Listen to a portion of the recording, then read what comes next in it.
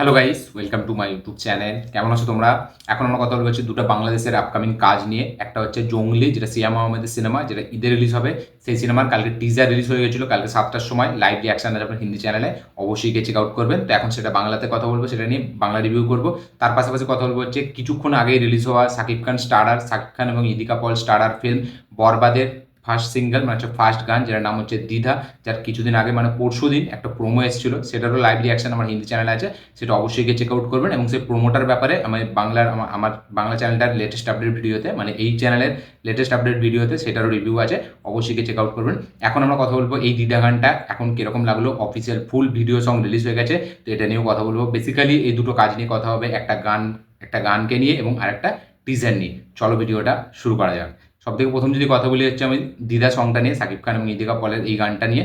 তো এই গানটা নিয়ে আমার এক্সপেকটেশন ছিল, কারণ যখন আমি প্রোমোটা দেখি, প্রোমোতে যে ফার্স্ট যখন সংটা চালু হয়, তখন যে ব্যাকগ্রাউন্ডে একটা বিটস বাজে, ওই বিটসটা না আমার অনেকটা সেই হানি সিংয়ের যে গানটা ছিল ওই ধীরে ধীরে সে, ওই গানটার কথা মনে করেছিল একদম ফার্স্ট যখন আমি শুনি।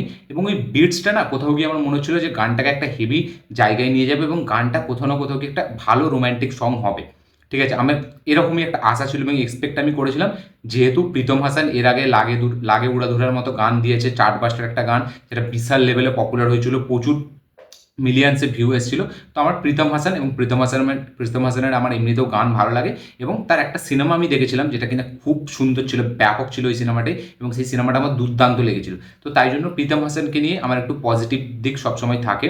তো এবার আমি ভাবলাম সে যখন গানটা গেয়েছে তার মানে গানটা অবশ্যই ভালো হবে। তো আমি খুব আশা নিয়ে গানটা দেখতে বসি এবং হিন্দি চ্যানেলে লাইভ রিয়াকশন দিয়ে গানটার অবশ্যই গিয়ে চেক আউট করবেন, এই কিছুক্ষণ আগে আপলোড করেছি। তো এই গানটা এক লাইনে যদি আমি বলি, এই গানটা আমার জমেনি, সত্যি বলছি। এটা আমার মানে গানটার ভিজুয়াল যেটা প্রমিস করছে আমাদেরকে যে একটা রোম্যান্টিক ট্র্যাক, একটা রোম্যান্টিক দিক হেভি, যে একটা প্রেম হচ্ছে সেই মুহূর্তটাকে যেভাবে তুলে ধরছে গানটার মধ্যে, গানটার ভিজুয়াল, গানটার মধ্যে প্রোডাকশন ভ্যালু, সেটা কিন্তু জলজ্যান্ত খুব মানে দারুণভাবে ফুটে আসছে। যে 15 কোটি টাকা খরচা করেছে, এটা কিন্তু ভিজিবল। গানটার ভিজুয়াল যদি আপনি দেখেন, ভিজুয়ালটা কিন্তু দারুণ চমৎকার একটা ভিজুয়াল, এবং একটা বাংলা গানের এরকম ভিজুয়াল মানে সেটা চারটিখানি ব্যাপার নয়। তো ভিজুয়াল কিন্তু গানটা খুব সুন্দর। ইদিকা পল এবং শাকিব খানের মধ্যে কেমিস্ট্রিটা দারুণ ওয়ার্ক করছে, পারফরমেন্স তাদের দুজনের দারুণ মানে ব্যাপক লাগছে। বাট যেটা রোম্যান্টিক, এই যে ট্র্যাক, এই যে ভিডিওটা রোম্যান্টিক গানের ভিডিওতে, এই গানটাই কোথাও না কোথাও গিয়ে রোম্যান্টিক হয়নি। মানে বিটস রোম্যান্টিক, মানে ব্যাকগ্রাউন্ড স্কোর রোম্যান্টিক, গানের ভিজুয়াল রোম্যান্টিক, বাট গানটা কোথাও আপনি যদি শোনেন না, সেই একটা ভাইবস দেবে না যেটাতে আপনি এক্সপেক্ট করছিলেন। এবং গানটার রিপিট ভ্যালু কোথাও না কোথাও গিয়ে আমার মনে হয় নেই। তো এই গানটা আমার কাছে কিন্তু একদম ভাল লাগেনি, আমার গানটা একদম জমেনি, একদম অনেস্ট কথা বলছি আমি। আমার গানটা কোনো দিক থেকে একমাত্র ফার্স্ট স্টার্টিং যে বিটসটা, ওইটা ছাড়া আর একটা দুটো লাইন আছে, ঠিক আছে, ওই দুটো ছাড়া বাকি পুরো ওভারঅল গানটা আমার জন্য কিন্তু একটা ফ্ল্যাট গেছে। আমার কিন্তু এই বরবাদের ফার্স্ট গানই কিন্তু আমার জন্য ডিসঅ্যাপয়েন্টমেন্ট হলো, আমার একদম ভালো লাগেনি। এবং গানটা দেখলেই বোঝা যায় যে অ্যানিম্যাল থেকে বিশালভাবে ইন্সপায়ার্ড। এবার এটা নিয়ে কন্ট্রোভার্সি হবে, গানটা এই যে বেরিয়েছে এবার মানে কন্ট্রোভার্সি তো পুরো একদম মানে কী বলবে লিখে দিচ্ছি আমি, এটা হবেই। কারণ গানটা আপনি যদি দেখেন, ওই যে রণবীর কাপুর আর আমাদের এর মধ্যে, নামটা ভুলে যাচ্ছি আমি, এর মধ্যে এই সময় যে ট্র্যাকটা হয়েছিল যখন রণবীর কাপুর ওই মানে এর সাথে প্রেমে পড়বে, আমি নায়িকাটার নামটা এই মুহূর্তে ভুলে যাচ্ছি, ঠিক আছে, একদম মনে পড়ছে না। তো তার সাথে যে প্রেমের ট্র্যাকটা আমরা দেখেছিলাম অ্যানিম্যালে, ঠিক আছে, ঠিক সেরকমই কিন্তু একটা এখানেও একটা বরবাদের একটা সেরকম ট্র্যাক রাখা হয়েছে। এবং গানটা দেখলে পুরো ভিজিবল যে ওখান থেকে কিন্তু বিশাল লেভেলে মানে ইন্সপায়ার্ড হয়ে বানিয়েছে ডিরেক্টর এই গানটা। হ্যাঁ, নায়িকাটার নাম মনে পড়লো তৃপ্তি ডিমরি। হ্যাঁ, রণবীর কাপুর আর তৃপ্তি ডিমরির মধ্যে যে গানটা ছিল, ঠিক আছে, ঠিক সেরকম একটা গান কিন্তু এখানে বরবাদ ডিরেক্টর সেও কিন্তু এখানে রেখেছে।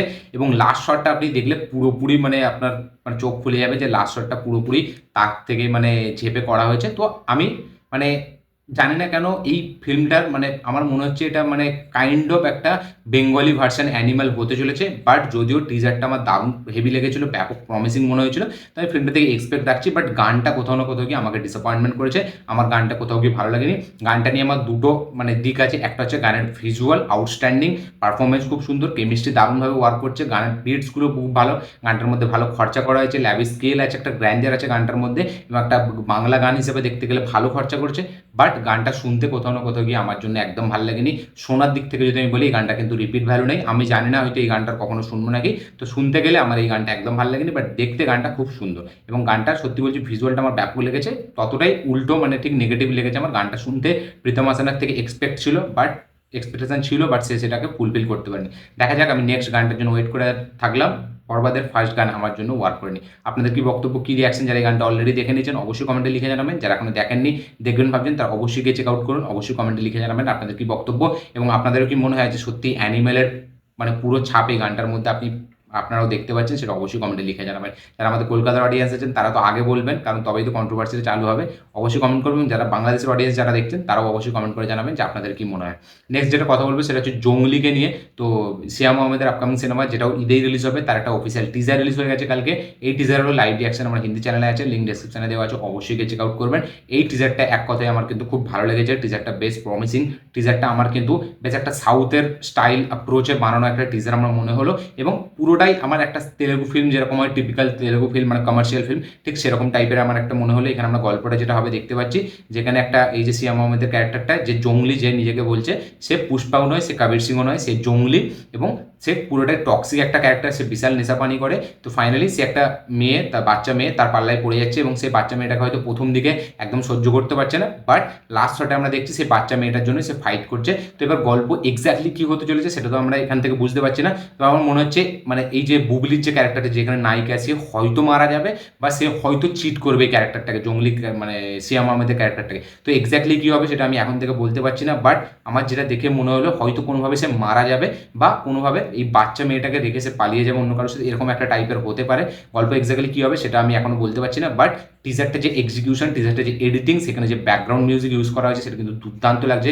ব্যাকগ্রাউন্ড মিউজিকটা সলিড এবং পুরো টিজারটা একদম ফার্স্ট টু লাস্ট যেরকম স্টাইলে কাটা হয়েছে সেটা পুরো একটা তেলেগু টিপিক্যাল যে কমার্শিয়াল ফিল্ম হয় পুরো সেরকমই। লুঙ্গি তোলা থেকে শুরু করে তার ডায়লগ ডেলিভারি, প্রত্যেকটা ব্যাট নিয়ে মারা থেকে শুরু করে একটা বুলেট থেকে ব্যাট বার করছে, প্রত্যেকটা শট কিন্তু একটা আপনার মানে কমার্শিয়াল ফিল্মের কথা মনে করাবে। তেলেগুর যে কমার্শিয়াল ফিল্মগুলো হয় বা বিজয় দেবরকোন্ডার যে ফিল্মগুলো হয়, আপনি রিসেন্টলি যদি বিজয় দেবরকোন্ডার ওই ফ্যামিলি ম্যান সিনেমাটা দেখেন তো সেই ফিল্মটার কথা আমার একটু মনে পড়ছিল, মাঝখানে ওই অর্জুন রেড্ডির কথা মনে পড়ছিল। তো ওই দুটো ফিল্মের কথা আমার বেশি বেশি মনে পড়ছিল, আমি জানি না কেন, বাট টিজারটার মানে ওয়ে অফ প্রেজেন্টেশন এবং স্টাইলটা আমাকে বেশ ভালো লেগেছে এবং ফিল্মটা থেকে আমার কোথাও না কোথাও মনে হচ্ছে যে ফিল্মটা ভালো হবে, আমার আশা রাখলাম। আমার কিন্তু টিজারটি বেশ প্রমিসিং, বেশ ভালো এবং খুব গুড একটা ট্রেলার আমার মনে হয়েছে, মানে বেশ ভালোই টিজার আমার মনে হয়েছে। আপনাদের কি রিয়াকশন যারা জঙ্গলির টিজার দেখেছেন অবশ্যই কমেন্টে লিখে জানাবেন আপনাদের কি বক্তব্য, কি মতামত, কি রিয়াকশন। যারা এখনো দেখেননি দেখবেন ভাবছেন তারা অবশ্যই গিয়ে চেক আউট করুন, চেক আউট করে অবশ্যই কমেন্ট করবেন আপনাদের কি বক্তব্য, কি মতামত, কি রিয়াকশন। কোন সিনেমার জন্য আপনারা বেশি এক্সাইটেড, বরবাদ, দাগি না জঙ্গলি, সেটা অবশ্যই কমেন্টে লিখে জানাবেন।